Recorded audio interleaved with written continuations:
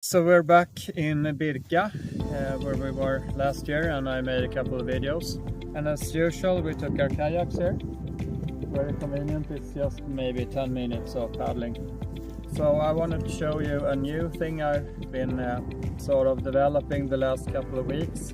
And it's not the Victorinox skipper, as I've been carrying like this for many years now. You know, I carry a classic around the neck. But I also started carrying a Knipex Cobra, and it's very convenient, as you can see. The classic here is stopped by the knots here, so just bring it out and remove it very fast.